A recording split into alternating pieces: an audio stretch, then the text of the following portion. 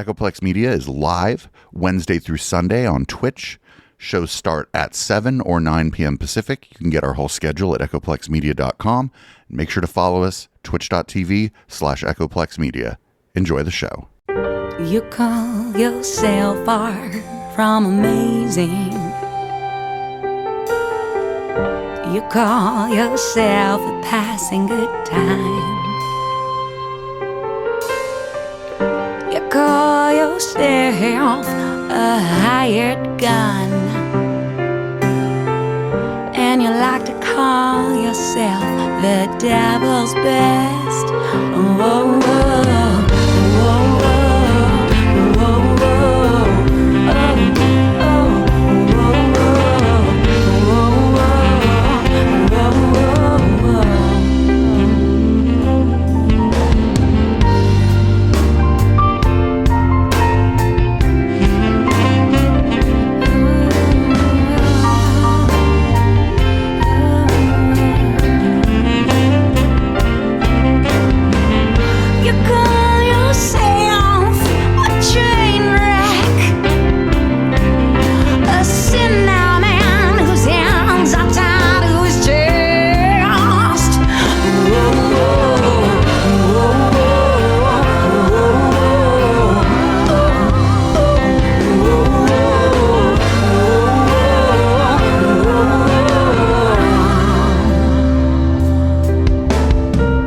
You say that you'll never be a winner, and yet you haven't even played a single game yet. You call yourself the one who's never on time, and yeah, no one else has even departed.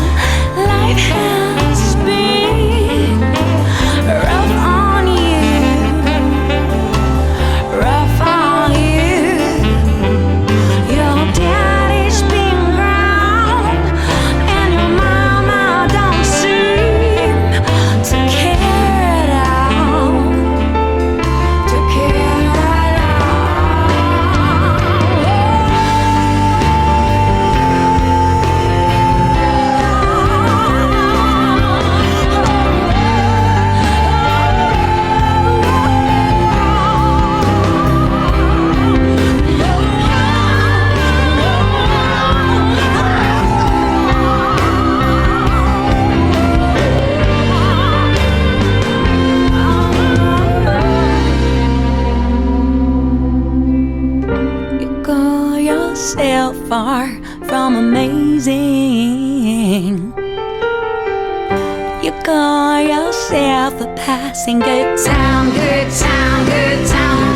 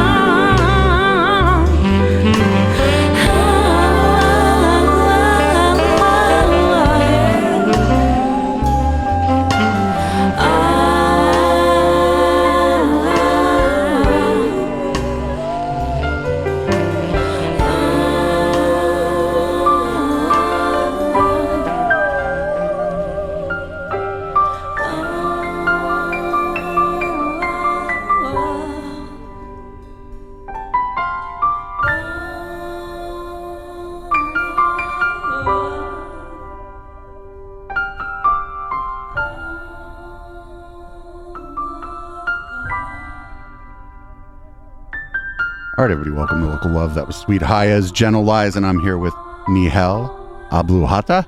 Nice. You've been practicing. Nailed it. I've been practicing. You know, it's funny because I've You call yourself Oh, you like that song so much you want to hear it again? No, this isn't live, but we're recording it live, and that was just a technical problem. Sorry about that, everybody. Anyway, but what I was saying is I've known you this whole time, and you're just on a first name basis with everybody. So like, I don't think I've ever heard you say your last name or anyone else say your last name. So welcome back to Local Love. Thank you. You're the second to the last interview in this San Jose studio. We actually have this band called the Paranoid Strain Orchestra. I met them through a podcast, and they did like a rock opera about like conspiracy theories, and I'm like, oh my god, you have to come on Local Love. Oh my god! So that's going to be wait to hear that. That's going to be the last episode out of here. But I'm so glad I have you here because as people might have noticed, we've changed the format up a little bit.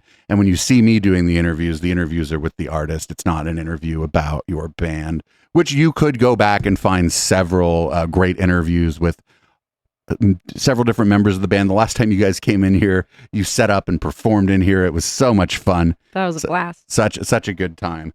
And I guess, before we get started, like, you're in 3 bands. So what are your 3 bands, and where can people find those 3 bands? Thank you for having me, David. It's good to be back. It feels weird to be here without the bands, but so Sweet Haya is the band that you just heard right now. My baby of 12 years with Devin Moreno, Kosuke Okamura, Ryosuke Sakurai, and Austin Geiger. And that's Sweet Haya, Hayah. And we've been together for 12 years. It's going to be 12 years on August 5th. And our honorary members are still Aaron Marcus and Josh Gardner for life. And then my slightly newer band is called Grace and the Grit. And it's really funny. Everybody thinks my name is Grace in that band. And the band is the Grit. And I'm like, nah, I'm the Grit. They're the Grace. And that's also with Austin Geiger, except he's on lead guitar in that band, not bass like he is in Sweet Haya. And Matt Condino, Adam Martinez, and Ryan Walker, a staple in our music community. So that's my second full band, 5-piece. And then Austin and we have had our duo now for, I think I want to say like 4 or 5 years. And we do a variety of things. We do a lot of our original material. Some of it that we perform with Grace and the Grit, and some of it that is more of like an acoustic duo thing. And a 4th project we have together is called Amour de Scène, which is a French duo, and we do French classics, a little bit of Edith Piaf, a little bit of Charles Aznavour, all the way to like more contemporary jazz fusion stuff like Zaz, who's a really incredible current artist. And so we got a lot of private gigs with that one for the French music. Actually, we got to play Ryan Acosta's wedding because they had gotten engaged in Paris, and so at their wedding they asked us to play a little French classique. So and I grew up in France, so French is my first language, so that's why the connection with that. But and then for a minute, I was playing out in Santa Cruz with a band called Jive Machine, which they're an instrumental funk band, and I was in love with their music. And they would invite me up to sing majority covers that they funkified and a couple of originals, but I haven't had an opportunity to play with them this year. It all started like with the storms and such, and I wasn't able to go out there and record with them, but we're still in great terms, and I'm hoping to perform with them again in the near future. Well, it's great. You had talked about having, French being your first language. And one of the things that you've maybe mentioned kind of offhand on my show that we haven't really gotten into is that you're, in fact, an immigrant to the United States of America. When did you move here? Yeah. It's going to be 23 years on July 21st. That's my anniversary. So you moved here right around the year 2000. Exactly. In 2000, July 21st. From France. But we were also, we're like 2 continents removed, even because I was born in Cairo in Egypt. And then my parents moved to France when I was a child. I was a year and a half. So I really got to grow up in Paris and France and live there 15 years until I came here and had to start high school without speaking English really well at the time. So that was fun. The first year was rough, but I made friends with this really cool metal band. They were like this metal band, and a bunch of them were in my art class. They were called Bloodlip. And I barely spoke English, but I was like, I understand music. And they invited me to go hang out at their rehearsal space. And I just thought it was so cool. It was the first time I was around teenagers that knew how to make music. And then they invited me to the Cactus Club. I think I was 15 and a half. I don't even know how I got into the Cactus Club, but I did. Somebody nice just slipped me in. And I remember asking for a ride to my dad. He was like, he didn't feel so great about dropping me off right in front of the Cactus Club, seeing all the people going in and out, but he had let me borrow his Nokia. And I remember getting out of there. I'm alive. It was great. But yeah, good memory. But yeah. So do you think that meeting that band is part of the reason that you're now doing music? Do you think that the fact that your friends, your first friends here were a band, do you think that had a pretty big influence on you going forward? I'm certain it must have had some sort of influence, even if it's just, what's the word? Not consciously, subconsciously. Yeah, there we go. Because I always knew I wanted to perform ever since I was a little girl. I was like, I want to dance. I want to, act. I was very vivacious. I still am. I have a lot of energy, slowing down a little bit, but I was always that hyper kid that had to be in like 3 or 5 activities at the same time so that I don't lose my mind. And thanks to my parents who were, kind enough to encourage me to continue to start playing music and doing gymnastics and all that. I was able to combine a lot of these things, realizing like I want to be an artist when I grow up. That's what I always said. Even when I was in middle school, people say, what do you want to do? I want to be an artist. It's like, I don't know exactly what it means, what it's going to look like. I went through phases where I was like, I'm going to do theater I'm going to be a sculptor. I even studied fine arts at San Jose State for thinking that was going to be my path. I wanted to sculpt and paint. And then music was just weaving in and out of my life throughout, always. There was never a time where music hadn't been playing a role, but I always was more of a spectator of it. And you're right, when I met this band, I think being a really impressionable teenager and not understanding the language, but connecting with the music. And I wasn't a metal fan, at least not at the time, but this still resonated, and seeing these human beings create a sound right in front of me as a band was really, because I had only ever seen that, on a stage, like when I would go to a show, and I was really into reggae when I was younger. I would go to these reggae shows and I'd watch the artist on a faraway stage, but not in a rehearsal space where it felt so tight and closed, close to, to my actual heartbeat. And it's like a spiritual and physical experience that's really precious. And I think the day that I decided I really, really wanted to sing, I think I had seen like an ad on Craigslist about people looking for a singer for a reggae band. And I was really into reggae for a long time. And I remember thinking like, I want to have my own reggae band at some point. And I never quite got to create a reggae band, but maybe it's like, I think it will be my project when I'm like in my 60s or something, and I have time and space for more projects. But yes, to answer your question, I do think, and today is the first time I realized that probably had a huge impact on me, that my first friends in America were musicians, and artists. So, well, I mean, when I've moved to new places, when I'm like, well, I need to meet some people. Yeah. Music, always music. Like I came to San Jose, I'm like, I need to meet people. I'm like, well, I've already met some drunks on Campbell Avenue, but like that's, that's cool. You need those friends that you can go out drinking with. But I was like, let's, I kind of knew Randall Aubrey. Randall. He grew up in Fremont like I did. So I was like, hey, and he was in a band. So I started going to those shows, and then I met some other people, and it turns out that music people are usually cool, like accepting. it's the right place to look for new people as a music scene. No matter who you are, no matter how old you are, you're going to meet some people. And it's as we get older, it is harder to meet new people and make new friends. And I feel like being involved in a music scene, be it for me, when I was younger, it was the rave scene, and then here that doesn't really exist. And so I was like, well, there's this, thriving scene of all these different bands, all these different styles of bands that all play together. I'm like, that's pretty cool. And if I recall, I'm going to talk a little bit about when I met you.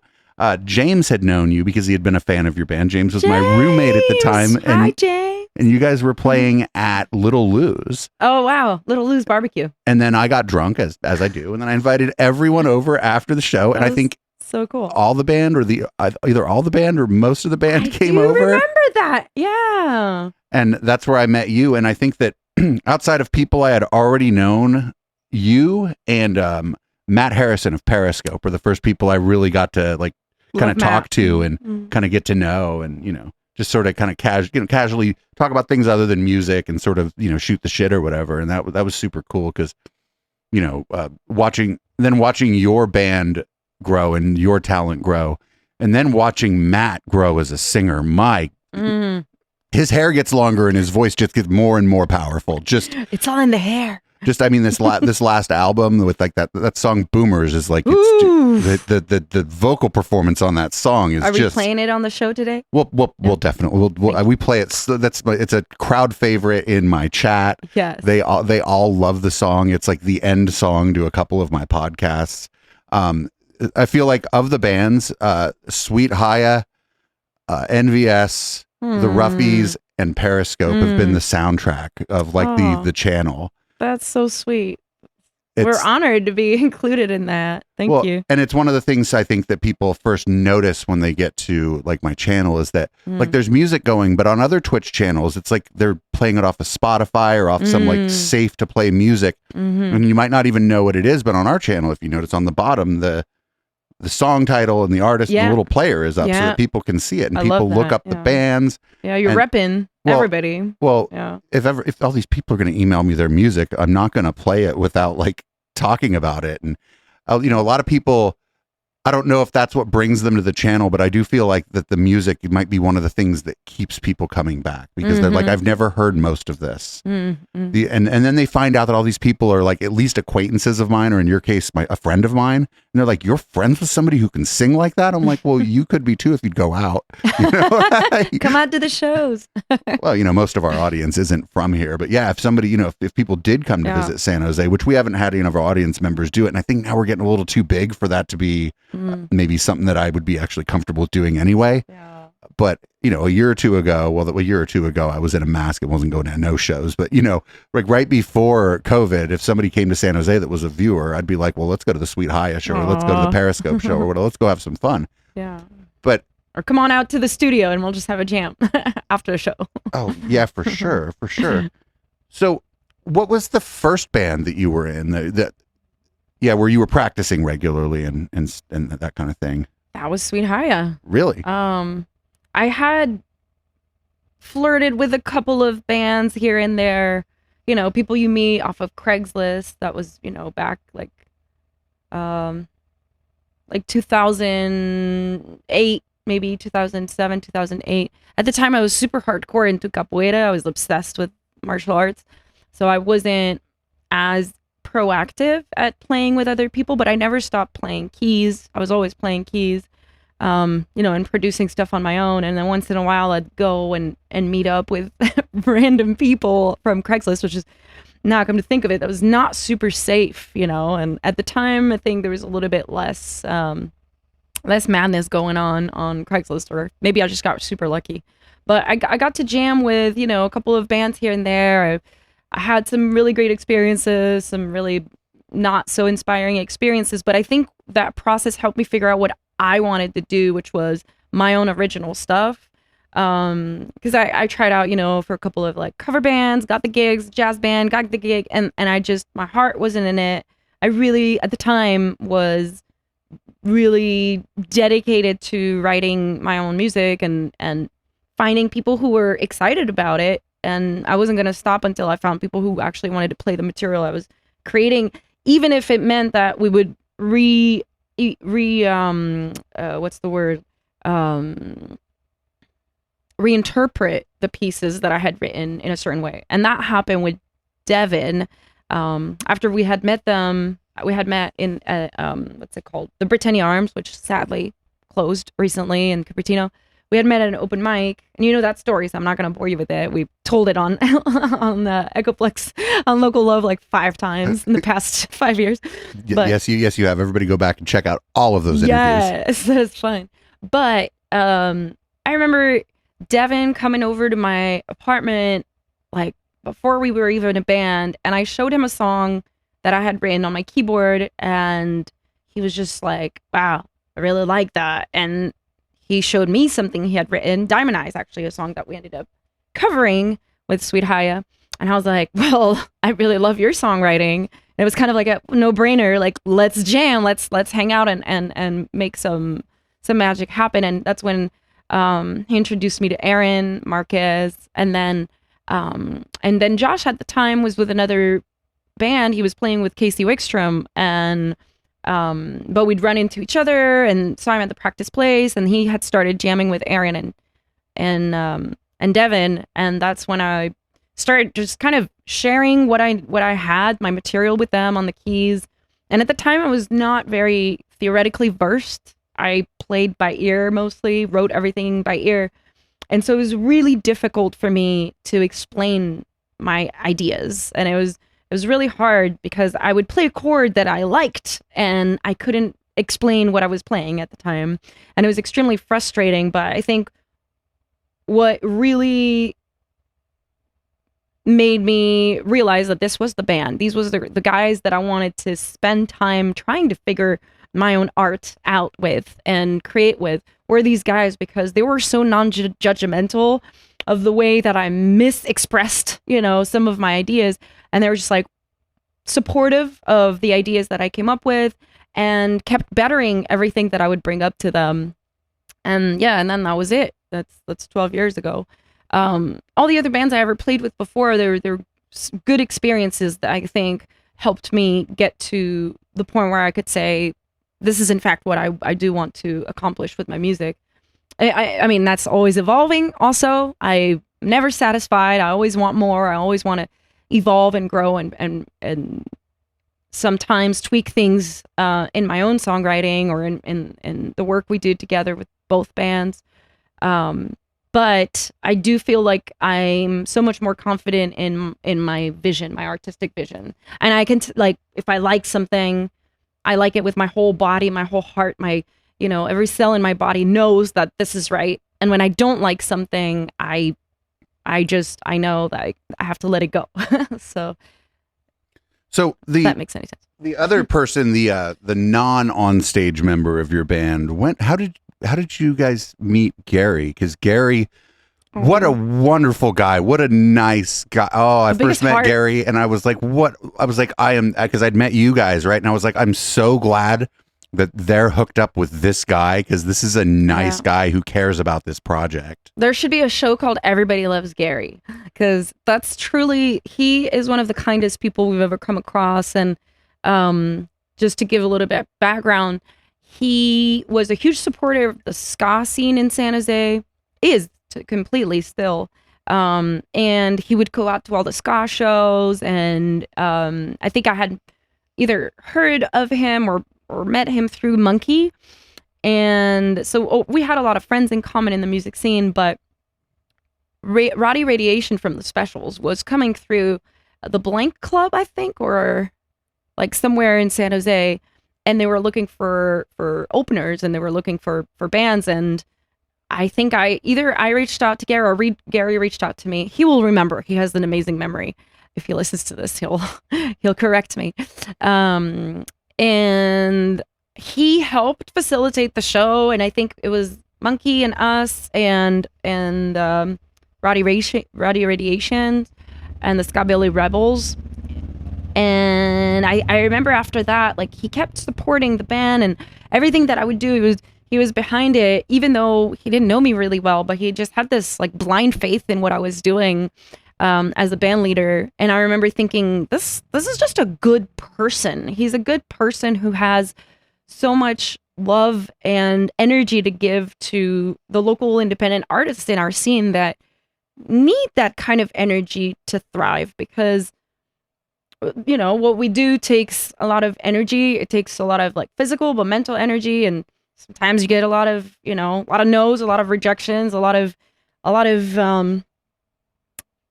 moments of insecurity, and you meet people like that on your path that they're not just about promoting your music, they're about promoting you as a human being and your values in what you do, the integrity that you try to hold within your art. And he's somebody that I just resonated with on a very just human level.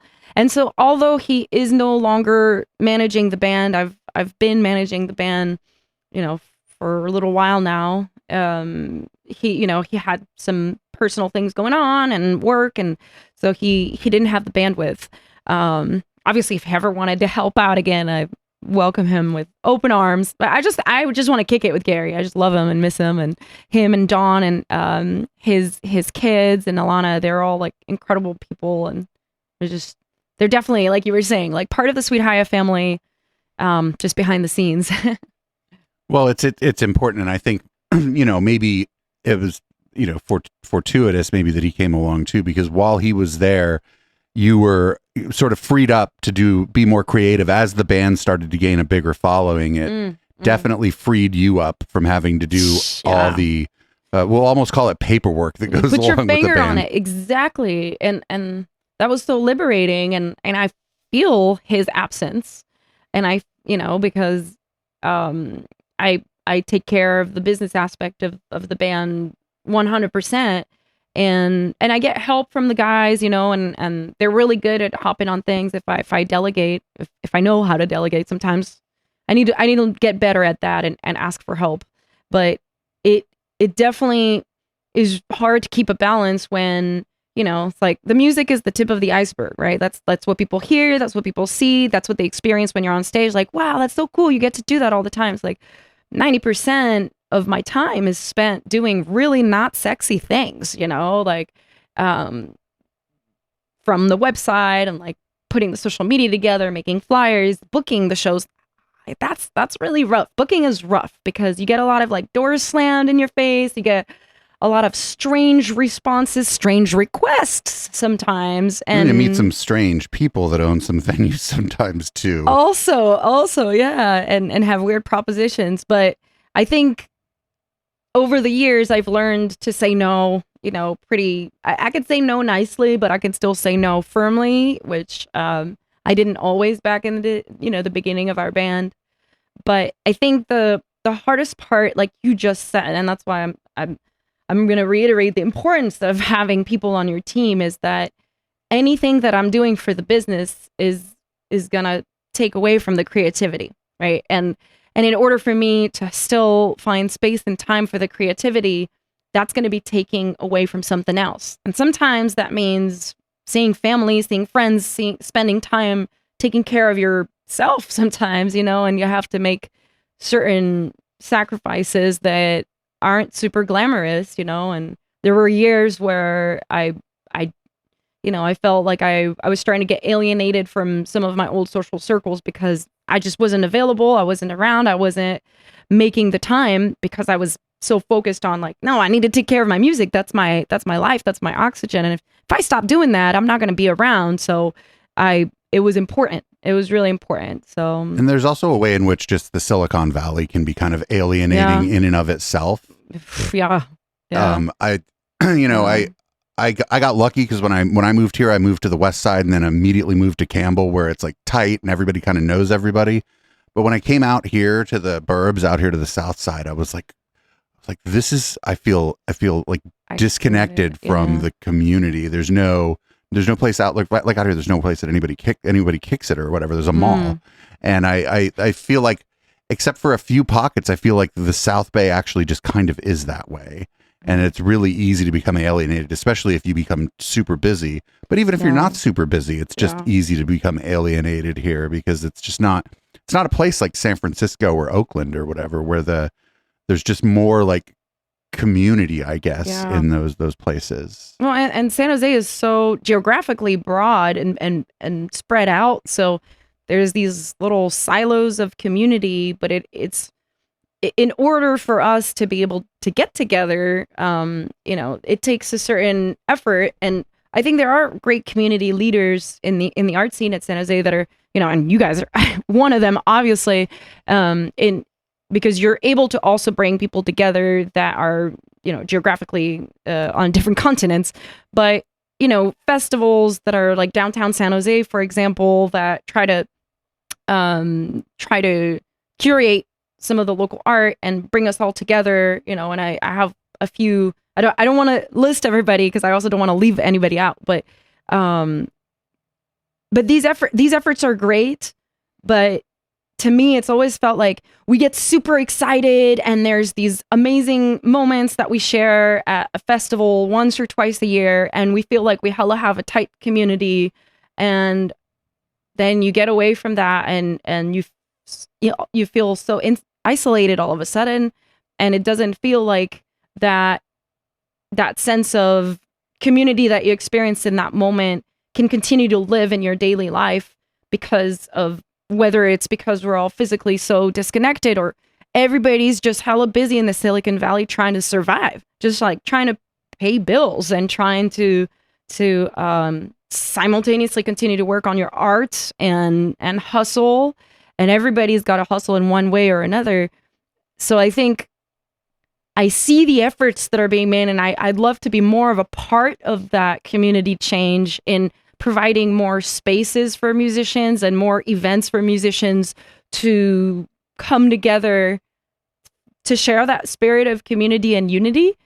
But also I'd want to try and find a solution for the longer term, where it's not like a one-off event where we have a good time and then there is a disconnect for 6 months to a year where I don't know what it would take, and I don't have the organization experience to have the answer, but I feel like there are a lot of people who are willing and interested in doing this type of work in our community.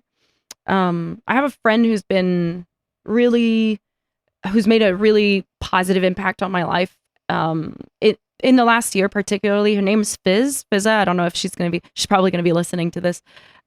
She had invited me and the band back in 2011 or 2012 to an event called Women Rising, where they were specifically curating events where they were trying to showcase more of our like women in the scene, in the art scene, music scene in San Jose. And I remember that wave of welcoming, like an authentic welcome feeling in that community. And back then, they were really active. They were doing a ton of events in the community, and we were really connected. Then it ended. And then this person recently came back into my life and has been not just coming to all the shows, but offering help in ways that would allow me to free up a little bit of my band business time to do more of the arts.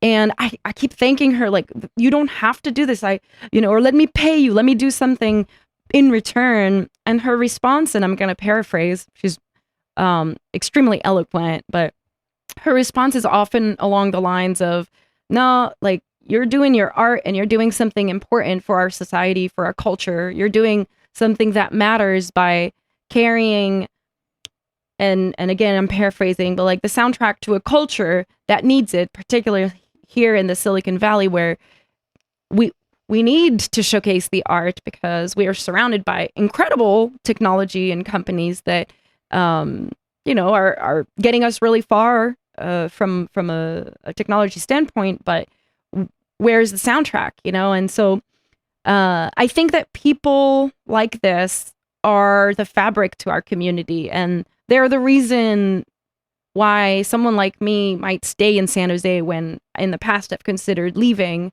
because I haven't always felt super connected to the scene. And,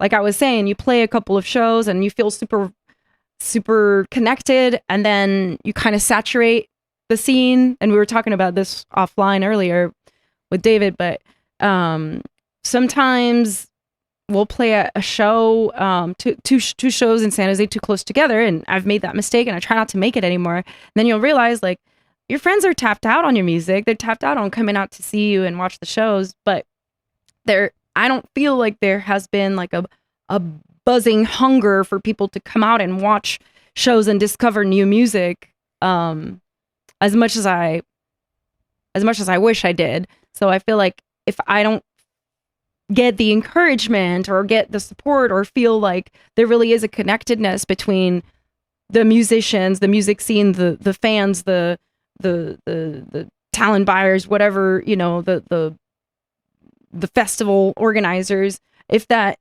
is a temporary connection for one-off events, it makes it hard for people like me to feel like I really want to stick around until somebody comes along and says, what you do matters. And that's why this show, Local Love, has meant a lot to me, because you guys keep coming back every year with like bigger, better, more badass content and setups, and give your musicians, give the artists, give your guests a kind of respect and feeling of welcomeness. And sometimes a cocktail that's a little too strong. Yes. Like so, this one right here. That's boba. There's two directions I want to go here. I think the first direction I want to go, and I've been asking people about this both in interviews and just sort of when I've been having conversations with people that are friends of mine in the scene. One of the things that I think is missing is the young bands. Where are all the young bands? Why are we? I think one of the problems with our scene is I think we're getting old, and I think there's not a lot of young people coming up in bands. I don't know. It could be people like me that now the young people want to be DJs or be like record producers or whatever, because which is cool too. Yeah, it is. It's very cool, but it's it's different, and that infrastructure isn't here, right? That's one of the reasons I am happy to be getting a little closer to Oakland, is because I'll be able to pick up more DJ bookings. Yeah. But I wonder, like, where are the bands with the people in their 20s? Why is this scene? Why is every year the scene's average age of the bands just goes up a year, and it doesn't seem like. I think the youngest band we ever had in here was First in Flight, and they absolutely killed it. By the way, they did such a good job on their marketing and promotion, and then I think they all went kind of went their separate ways because their lives took them in different places. And I'm just wondering, like, where's the next First in Flight where the guys and gals are? Well, let's face it, it's going to be all mostly guys. That's the other problem in San Jose. But where's the 25-year-olds? The 18-year-olds probably aren't ready really to be gigging out. They can't go to the bars or whatever, and they're maybe not, mature enough maybe to handle the interpersonal dynamics of a band. But we're the 25-year-olds. I wonder that like all the time. I mean, I've definitely come across some really amazing, talented younger kids in the past few years. Whether it be in San Jose at like Sofa Street Fair, and I don't know if some of the kids in Barely Functional, I think they're a little younger than us at least. And these guys are amazing, and gals. And Miss Hits is another band that's been, making some waves too. So I think the bands are there. What I feel is the connectedness is lacking a little bit. And it's not from a lack of willingness. The willingness is there. I think the space is difficult to navigate. The physical space of not just San Jose, but the South Bay in general is it's a difficult space to find a common ground. And in my experience here, and that's what I've been trying to say, I'm not saying it exactly how I wish I could express it. This is what I like about this new format, by the way, is it's a little more challenging to talk about things in this way. Thinking through non-automated response, and the questions you're asking me are not the typical questions that people often ask when we're with the band, like, oh, what's your next show? And how did you guys get together? And all these questions that are, I have the answer on deck for all of these, but the questions you ask, I think, are really important, because this is how you build the culture. This is because you start to, highlight the things that are working and maybe also shed light on some things that might not be working as well. And the only way to go forward and advance our music scene is if we move together in a common direction. And the only way to do that is to talk to each other, through different means. So the other direction I wanted to go in is San Jose, not just your music scene, but my music scene, DJs Boys Club.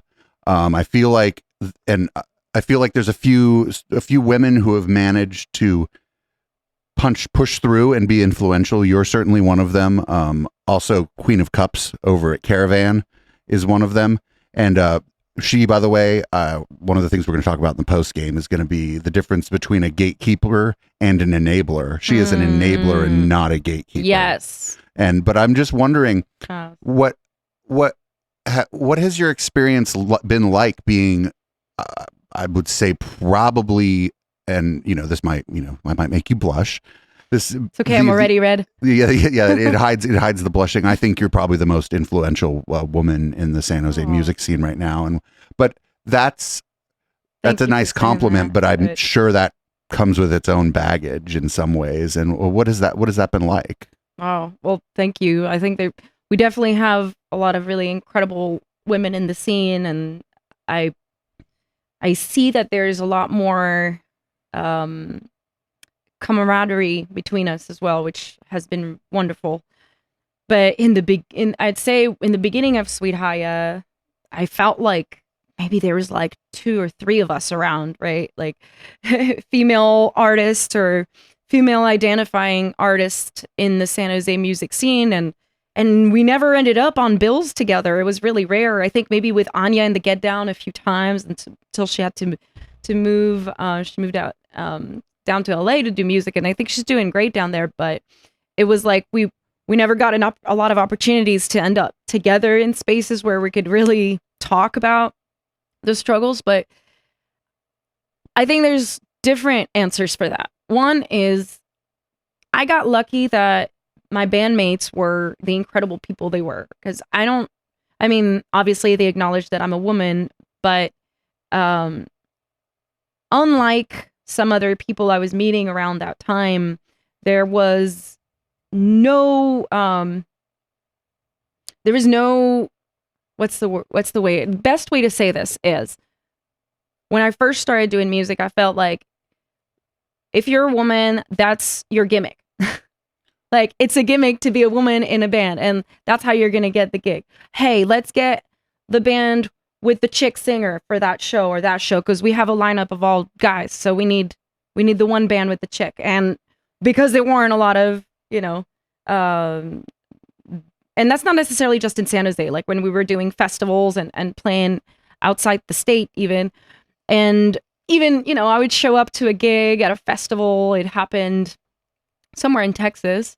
I showed up and I had my gear and I was carrying everything, and I got like pushed out of the green room, physically pushed. No, that's you go over there. And I was like, excuse me. I'm and my English is good enough, but sometimes prepositions or like certain words I must say wrong and must be interpreted wrong. But I said, I'm with the band. And what I meant to say, I'm traveling with the band because I'm in the band, right? And I said, I'm with the band. And they're like, no, you're not allowed in here. And what they meant is like, bandmates, girlfriends aren't allowed in here. And I was like, no, I'm a performer. And I had to like fight my way back into the green room to go hang out with my bandmates. And these types of experiences, you're like, why did nobody even bother to ask me if maybe I'm a performer, And in this case, again, it's good that you have the bandmates that you have, because they had your back. They always have. I didn't even have to ask. I wouldn't have been like, oh, did they have your back? Well, like, could you imagine asking that question? No, there was no, and yeah, I mean, from the beginning, it was like, even though I'm older than all of them, it's always been like little sister energy, like always protective in a really respectful way. Yeah, and like a non-condescending way. Non-condescending way. Like, they know I can hold my own if I need to, but you're stronger together. But exactly. And I think it goes both ways. And And I'm also there to tell them when they're doing stupid shit. We were talking about that off mic too. You need those people in your life, because no matter who you are, you're gonna do something stupid, and it's better that you know. They know, and they would tell me too. But I think like these types of experiences, and they weren't they weren't the default, thankfully. But there are the experiences that showed me that some people might treat me a little different because of that. And, just like when you're brown and you have, features that differ from the average cookie, certain things come with that too. I grew up, like you said, an immigrant, but I didn't just grow up as an immigrant here. I grew up as an immigrant in France. I grew up as an Egyptian with Arabic traits, physical traits in France during a time and a place where there was a lot of racism. There still is. You could see what's going on in France right now with the riots for that kid, Nehal, which is crazy too. He's got a name very close to mine. And so that hits really hard when you see that violence is still happening because of the way people look. And being a woman is like an added layer to an industry that wasn't always as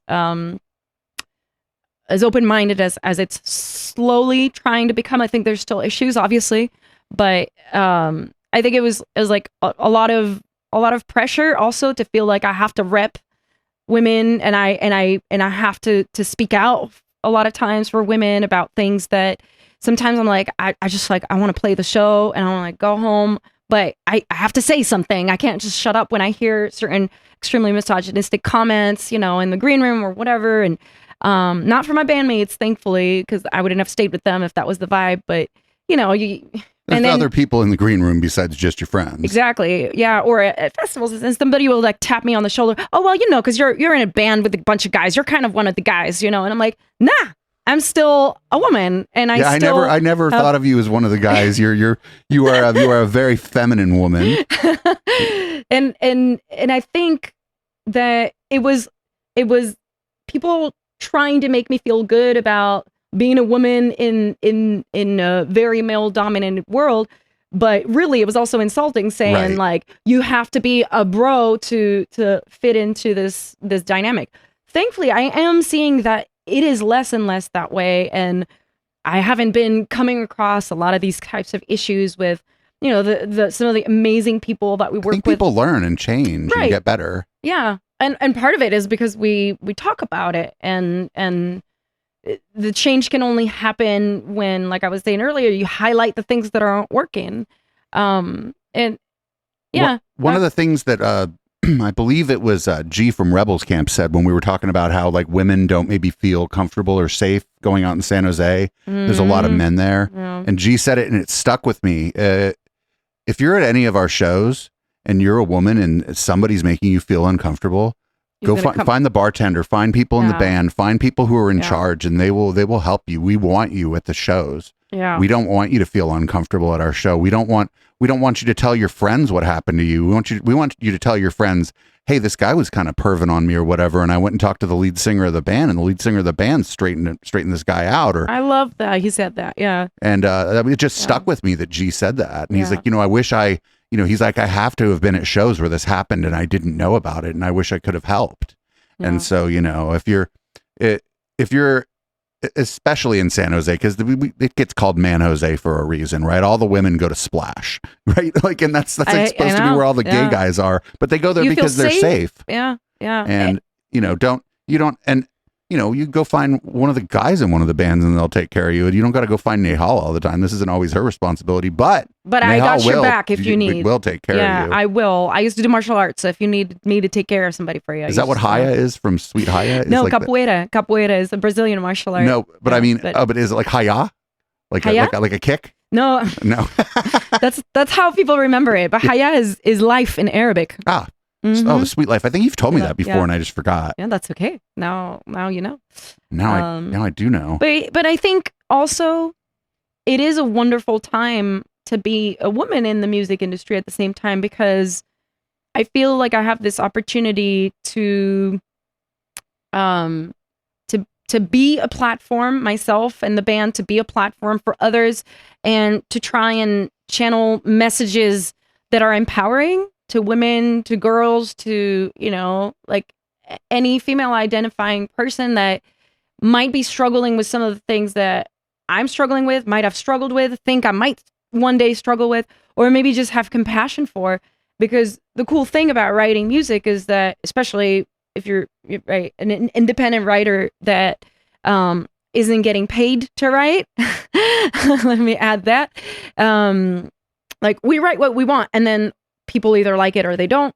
But people who choose to listen, I always write for them to come out with something. So at least in the last 6 to 7 years, I've made a conscious choice in the lyrics that I write, that I put together, to perhaps have, obviously we can commiserate a little bit together, talk about the stuff that sucks, and I've had some dark struggles in my life that I talk about in a lot of my songs. And my favorite part is coming out with some sort of light in the lyrics of a song, coming out with some sort of abstract solution. And I say abstract because I don't like writing something that's too specific, that it might not resonate with somebody that could have heard it in a different way, and then it would have resonated. You know what I mean? Like, when you over explain things sometimes, then they make less sense. As a man, if you could imagine, I've had to learn maybe to stop explaining things sometimes, especially to women. Did you know that? How did that realization come about for you? Podcasting. Yeah. Oh. Working with the media wench versus being her friend. Yeah. Working with her on a project that we care about. It's not like you work together at a job. Right. A job. It's your passion. It's working on a project that we care about. Yeah. And she would say things every once in a while like, and I don't think I'm speaking out of turn, or she would be mad. She's like, "Do you think I just walk around here and don't pay attention to what's going on?" I love that she said that. Yeah. I was like, "Oh shit." She pays attention. Yeah. So I mean, it's just you learn stuff from that, and it's and exactly, and that's amazing that you took that as an opportunity to grow and learn from it. And I'm not a motivational speaker or a life coach. I'm not certified to help in any way that's therapeutic, I'd say. But I do think that music has therapeutical powers, and it is a superpower to have an opportunity to put things into a language that can be understood by billions of people around the world. And you never know what that song might do to somebody, how it might affect somebody.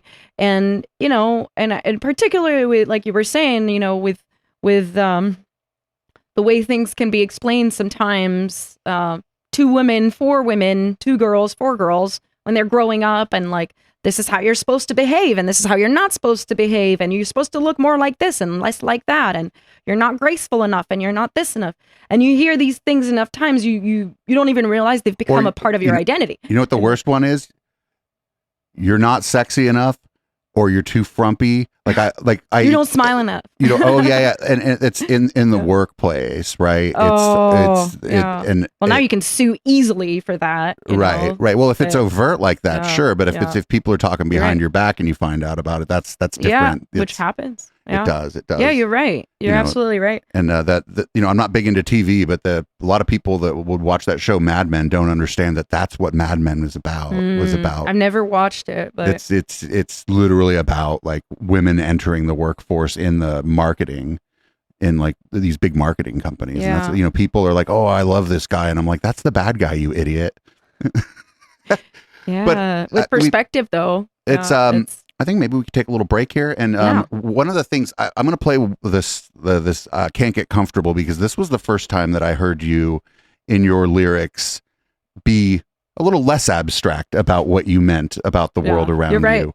And I think that maybe 6 months to a year before you wrote this, I think we had you on during the first round of Black Lives Matter protests. And you said that you were, working on a couple songs that were going to be a little more overt about, referencing your experience as an immigrant and as a brown person. And I think this is probably the song that came out of that, or at least the song that came out of it that's most overt and unambiguous about that you're right. stuff. Yeah. And so this is Can't Get Comfortable by Sweet Haya, and we'll be back in just a minute.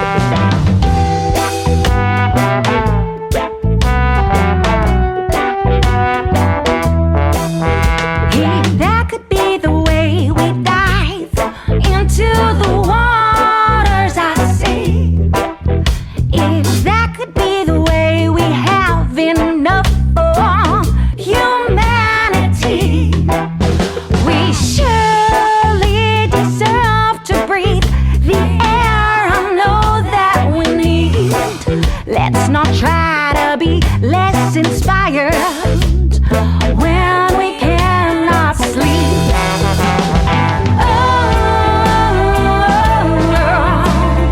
I can't get comfortable. I see it. I can't get comfortable.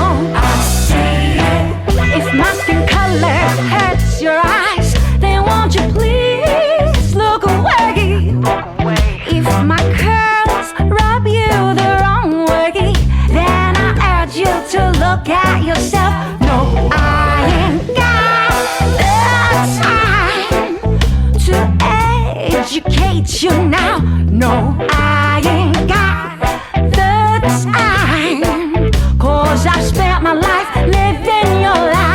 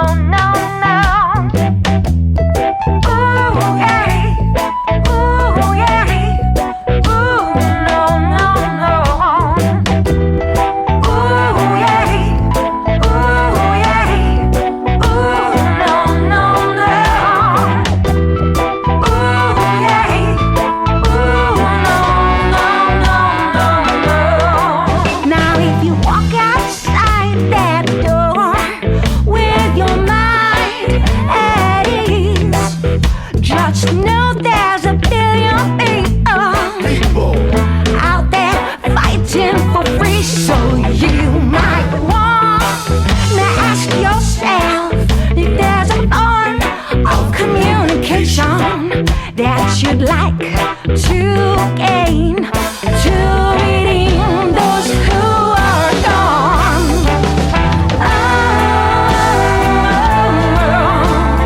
I can't get comfortable. I see it. I can't get comfortable. I see it. I can't get comfortable. I see it.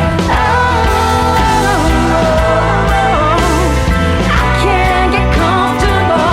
I see it. I just did the funniest thing. I just told Nehal that her song is almost over. Like, as if she doesn't know her own song. I'm like, hey, No, your that's song's like- almost over. Hey, I could have been on the wrong chorus, so. Well, this is, I'm glad that I was able to, that we're still able to do this sort of format of interview with you, because this is something I've been thinking about for a while, because you've kind of alluded to some of the things that we've been saying here, but not just that your band's here, and that's not a problem, but there was also kind of a party environment for Local Love, which I got to tell you, I don't miss. I mean, the chaos made it kind of hard to put out like a good product. And I feel like, now I feel like Local Love's a bit of a better product. And, shout out to everybody who was always around, like Juan Maserati was always around for Local Love. Chip DeVille was doing the hosting for a while. Yeah. Media Wench was doing hosting for a while. And, that was a lot of fun. And it was, I think I learned how to deal with adversity during the broadcasts. And now, like, I'm unflappable because of some of the shit that happened during Local Love. I remember I was having a hard time keeping up with you guys, and it was so fun. But I remember being like, I'm tapped out. It's been like 4 hours. Everybody's drinking and partying. I'm like, I'm losing my voice. I gotta sing tomorrow. But it was fun, and I think it was a great way to bond, within our community and connect with, the people behind the mic, you guys, and through that, I feel like we've been able to build kind of a family, a Local Love family that's really wonderful. Because obviously, it's fun to party and it's fun and it's fun to just kind of stay on the lighter side of things. But for me personally, I'm only ever able to get to the deeper, harder conversations when I'm, connected to a human being. And being connected to a human being doesn't necessarily mean you've known them for 10, 20 years. It just means that there's something that ties you guys. And not necessarily, it doesn't have to be a party, but it's, a common goal or a common purpose. And I think that that's what Local Love has given in our community. And coming back by myself, without the bands and without the guys, I feel their energy always with me, and I'll always rep them. But I feel like I'm able to talk to you in a way that I didn't get to the past 5 times we've been on here, like you said, because you strip away a little bit of that like fun, wild side of things.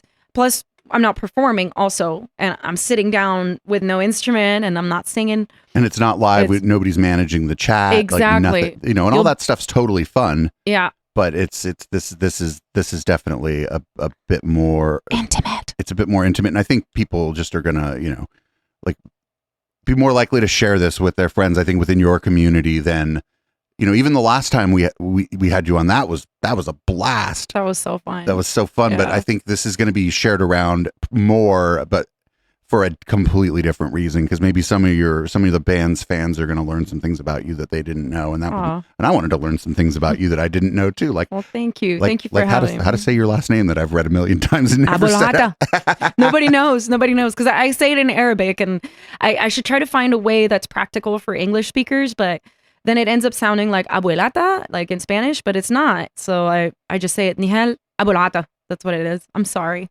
So not sorry. Yeah, you don't need to be sorry about your name here. What I have a really hard time with is people not trying with my first name. And it's 2 syllables. Nehal. And sometimes I have people correct me. Oh, you mean Nehal? No, I didn't say that. I think that's how I've said it. And you corrected me and I wasn't like, what are you talking about? I never corrected you though. Like if I corrected you, you would have gotten it. Yeah. But when somebody insists that my name is Nehal or Nehal or Neil or, I try to nicely correct them. And then they say, what? Like shocking face, Why is it a problem that I'm asking you to say my name right? It's not that hard. It's 2 syllables. And I used to tell people, like trying to make them feel better so that they can get my name right. And I'd show them my knee, like knee and hell, bad knee. And everybody laughed. And as somebody who went through 2 knee surgeries, it wasn't funny for me anymore. And I didn't want to continue giving that reference to people because I don't want it to be my identity. I've like struggled super hard with my knee health for over a decade. Somebody who loves to dance as part of the performance, it had to be the first time like that it must have been terrifying the first time that you realized something was wrong. Oh, yeah. Yeah. Were you at the Blanca show when that happened? No. Yeah. That was the second knee injury I had. But the Blank show was probably one of the more traumatic experiences I've ever had on stage because I was just jumping and dancing. And it was one of the last Blank shows we ever did. That's why they shut it down. Just kidding. And I was just jumping up and down and I landed on a cable wrong and my knee went one way and my foot went the other way. And I just like collapsed on stage, but I was like, the truth about life is, and the irony was that I was singing the truth about life, which is, if you've ever heard that song, it's quite a roller coaster. And I remember just sitting on the side of the stage and finishing the song. My parents at the time didn't come to a lot of shows. They happened to have come to that show. Oh no, they were probably scared for my, you. My mom did not enjoy seeing that. It's probably super traumatic for her seeing that. And I just went straight to the hospital after the show. I did finish the set. I felt pretty good about that. But they say the show must go on. The show must go on all the way to Kaiser. Although in retrospect, the wiser thing to have done might have been to immediately seek medical attention, right? Probably. Although we had a show the next day, so I went. It was a private show. It was one of our first private gigs, and we were getting paid pretty good money for it. And I was like, I can't let the guys down. And so I had this brace from my thigh all the way to my ankle. It was like a huge brace, and I played keys at that show, and I just sat at the keys, which if you knew me, you don't do that. I never sit down at a show. I was always I was standing even when I'm playing keys. And I was just sitting on the keys. I had my leg raised, and I asked somebody to get me ice during the set, probably because it was like a 2-3 hour thing. We're playing, I think, an anniversary party or something. It was funny. I remember Devin picking me up, and I was on my crutches that day on the way to the show.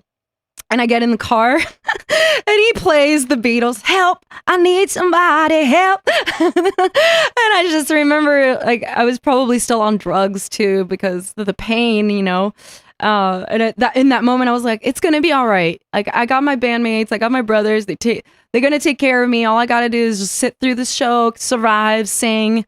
And I did quite a few shows like that, sitting down with my brace until I had my surgery.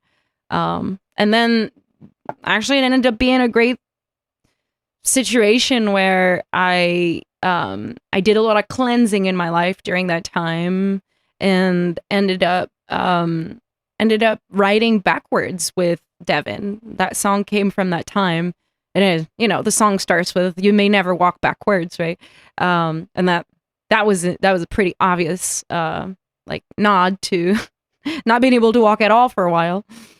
Yeah, that I think that might have been the first thing I when you hear a band and you're like, okay, this band is pretty good, and then their last song, like "The Hair on Your Arm Stands Up" or whatever, that might be like when I was like, okay, this band is the bit. But I can't be the only one who's ever said something similar to that to you. We've I think for Backwards specifically, you mean? Yeah. I think Backwards has had a lot of meaning for a lot of people, and we've received such positive feedback on that track. And I think it was because it was super unfiltered. I think the song itself is unfiltered. We went with like a happy-ish sounding instrumental. Like, I remember Devin just playing this super happy tune on his acoustic guitar when he came over to my place when I was in recovery, and just being like, I really want to sing on that. And I remember the lyrics that came out were all about like the pain and suffering, but I thought it was funny and putting such contrasting lyrics on something that sounded... That's a big theme in disco music. That's why I love disco. I love disco too. Yeah, I love disco. I love your disco ball right there, but yeah. It's behind the camera. It's bigger than the one that was here when you were here, but now I'm moving this a small room, and the disco ball is I'm probably gonna have to replace it with a smaller one again. Oh. But I didn't know that about Backwards, that you had written it while you were unable to walk, which makes the first "You may never walk backwards." You might have been thinking that. Yeah. But now I'm so glad that you've recovered, because like dancing and just being active on stage is just such a big part of seeing you guys live. There's other bands that are really good, but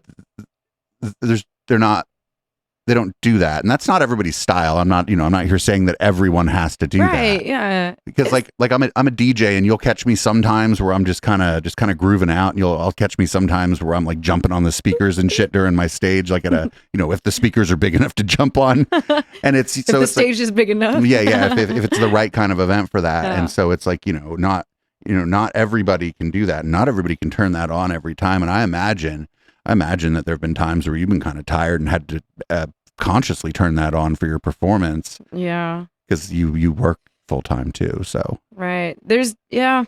I think physically it's almost easier, like to be like, okay, my body hurts, but I need to move. If I'm in a good place mentally, it's harder for me mentally if I'm not in a good place to get my body to do that, because for me, dancing usually is just a direct translation of joy.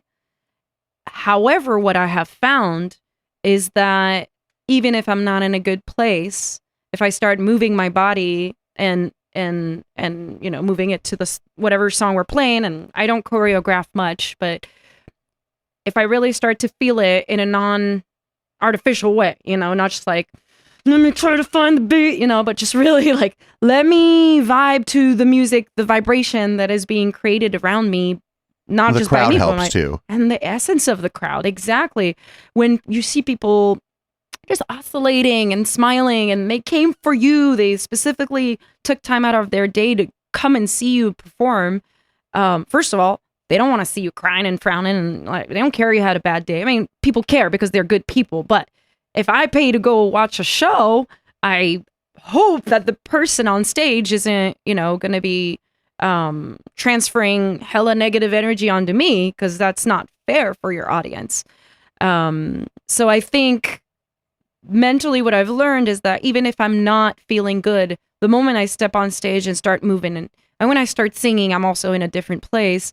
I can heal myself for a moment, even if it's just for that show. And maybe I'm just going to feel good for the hour, 2 hours, however long the set is. And maybe I'll be in a better place for that time.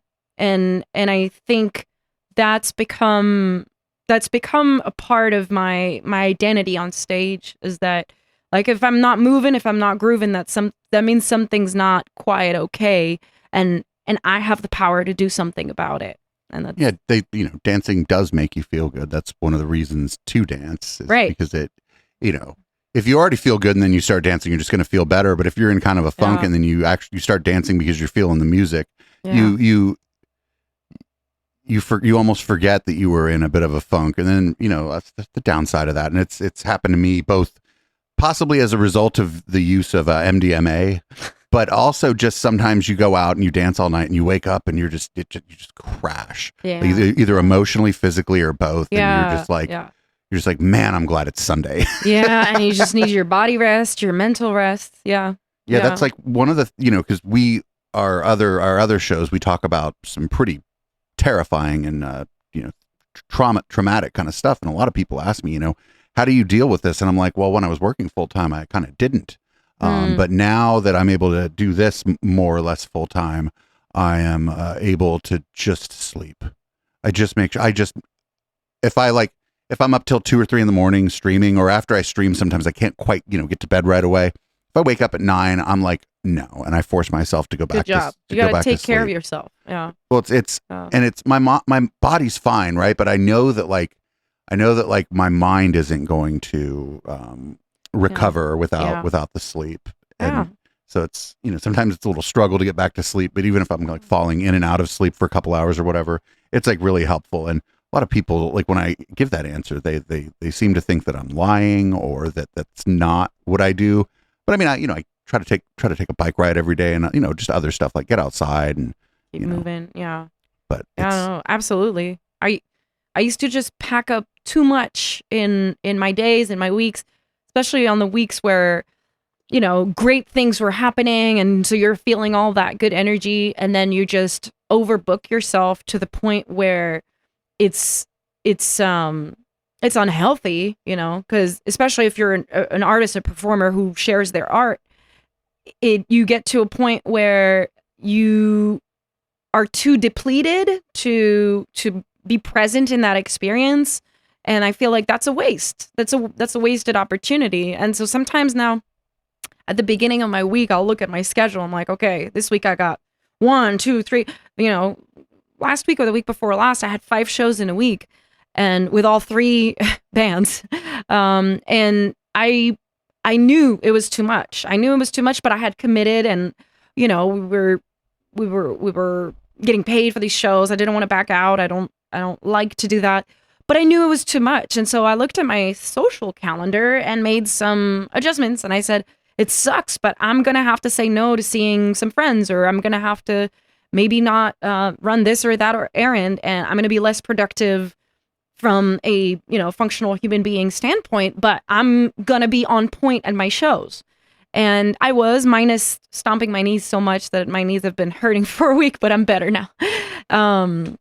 But I think it's those decisions. And I think that, and I encourage everybody that's listening to this, that if you think that you're overextending yourself, you probably are, because that's your brain telling you you need to take care of yourself. You need to rest so that you don't burn out. You don't fall into a cycle of depression. You don't, and I know I'm prone to that. I'm very, very prone to depression. So it's important for me to take care of my physical body and to also pause when I feel overwhelmed.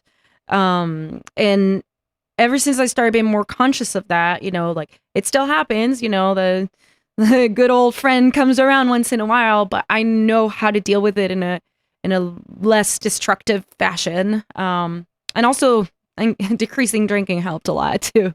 Yeah, like for a while, like when the pandemic first hit, I was drinking too so many much. of us. Yeah. We went in and we'd get the Carlo Rossi, like the gallons. Top of the line wine. Austin would be proud of me for mentioning that. But what I realized is so I was like, when the pandemic hit, I had nothing to do but kind of stream, and I was streaming every night. But I was streaming by myself, and when I was doing that with friends, I was drinking less just because there's company. Company, and it was, and I imagine that as I was starting to do that every night and starting to have that be sort of what I was doing, and like having new people show up, and the channel started to grow, I imagine that I was in some way maybe masking some kind of anxiety or insecurity about the product that was going out with the drinking. And we have a joke now in chat that when I actually get drunk, like if I accidentally drink too much, that's Gay Steve, and Gay Steve's kind of an asshole. I feel like I've met him once. Yeah. You probably have. You probably but have. You're always so sweet, so I don't know. But it's for me, you were talking about depression, and I wonder if for me, because of how we're raised differently as men and women, for me that manifests as like anger and like kind of hostility and like passive aggressive like sort of behavior. And if I start feeling that urge, that's like one of the red flags for me, that it's like, hey, you need to slow the fuck down. It's good that you have flags, to tell you like this is the time, because some people don't have that moment of realization ever, and the switch is so quick to happen that it gets them into trouble. Yeah. You end up, in my case, I maybe ended up being rude or short with someone when there was no good reason to do it. It was just because I was overextended. Right. And, I do want to acknowledge that not everyone, when we talk about, me being able to sleep till noon if I want to, or you being able to, cancel a few things. We do talk about this from a bit of privilege, right? Because there are people working 3 jobs out there that don't have a fucking choice. Right. And they have like 3 or 4 kids, and they're still trying to have a healthy life, balance with their partners, their spouses, or So just being able to have even just even a small amount of choice around that stuff is a privilege and a deliverance. And when I find myself sleeping till 1, I do wake up, and sometimes I'm like, you know what, this is actually pretty fucking cool, and that's just a lot of people that can't do this. Yeah, you're right. Yeah. And it's good to appreciate those things, even when you're and I've started doing that even in my darker days. I feel like I'm still able to say, hey, today I have the day off, and I can sit here on the couch and cuddle with my dog, maybe go have a boba with Austin or something, and talk about things, or not talk about things, go hang out at a park. Like you're saying, it's a luxury to have to be able to create that time for yourself. And sometimes it's also a sort of sacrifice too, because sometimes that means I'm also not going to take a gig, because I know I need that mental space, or that physical rest. And sometimes not taking the gig means a little bit less cash coming in, and the Bay Area is becoming ridiculously expensive to live in. Used to be able to buy like a sandwich at Lee's Sandwiches for like $5, and now you pay $13. I mean, it's still bomb, but you check out Lee's Sandwiches. It is pretty so good. good. It's a San Jose institution. Yeah, but I mean, it's more than double the price now, and that's the case with everything. So our standard of living is kind of changing rapidly, and yet we still have to. Like, we have the same needs we did 10 years ago, but just less time.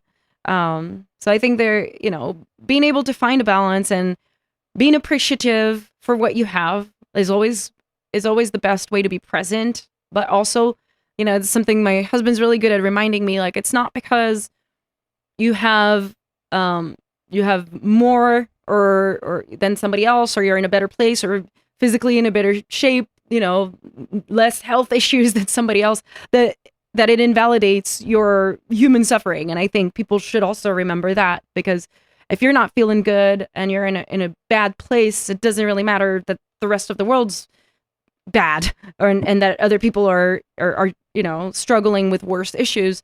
It means that you have to address your issues. It means you have to take care of yourself so that you can also help others. But I think it's a fine balance. Like, don't be a horrible human being, but also don't be horrible to yourself. Right. There's a difference between selfishness and self-care, right? Yeah. There's a big difference there. And I think a lot of people, and I mean, maybe a lot of women, especially mothers, have been convinced that self-care is selfish. I think about my own mother and like what she did when we were growing up, and I didn't see a lot of self-care until she made it a priority for herself. When I think it was when me and my sister got old enough that we could mind our own business to some extent, Yeah. And so, I think that I don't think that it's not a problem for men. I just think it manifests in different ways based on how we were raised and what the expectations are of us from society. So I think with that, we're going to go ahead and end the podcast part of the show. But if you don't mind sticking around for a little post game for my patrons and members over at eplex.store, maybe things will get a little spicier. Ooh. Thank you so much for having me. No kissing though. No kissing. I'm gay and you're married. So once again, where's the best place for people to find all things Nehal? Nehal. All things Nehal. I like that. My brother had made me a nehalsworld.com website a long time ago, but if you go on it, I don't think there's anything right now. But sweethaya.com is a good place to go see what we're up to. And we're playing a ton of shows in July and August, a lot of them in San Jose. So if you want to come on out and support, we'd be super grateful. And then Grace and the Grit, all in one word, .com, Grace and the Grit. And Nehal and Austin, we have a Facebook and an Instagram. Nehal is Nehal, and Austin, my partner in life and in music. And Amour de scène, that's a little bit harder because it's in French, but it's AMOUR, like amour, love, de scène, DE, and then scène, SEINE. And we are also on Instagram and all that. But yeah. We'll have links to all that in the show notes on YouTube and thank you. And thank you everybody for listening. I'd love to know what you thought. And thank you, Dave. Oh my God, there's a really cute dog. Hello, baby. Sorry. All right, everybody, thanks for listening to Local Love. Bye. And of course, patrons and members at eplex.store, you'll get the post game of this. And thanks for joining us. Oh, and we had mentioned Boomers by Periscope. People who are regulars to my channel have heard this song a million times and still love it.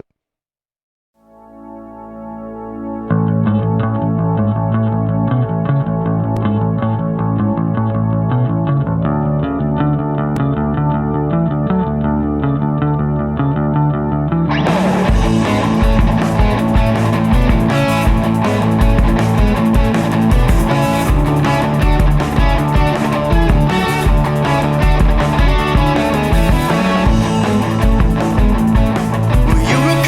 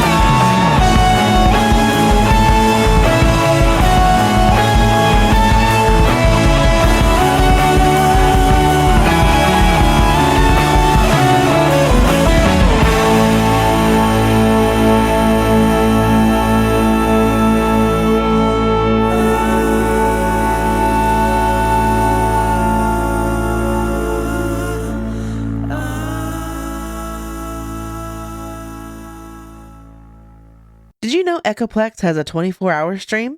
That's right. Check out our 24/7 music stream at echoplexmedia.com/live or at eplex.xyz. Our huge self-submitted local music library plays the best tunes the Bay Area has to offer, and commercial free, well, except for ours, and even by request. Check out the player on echoplexmedia.com or at eplex.xyz. Bookmark it and enjoy it all day.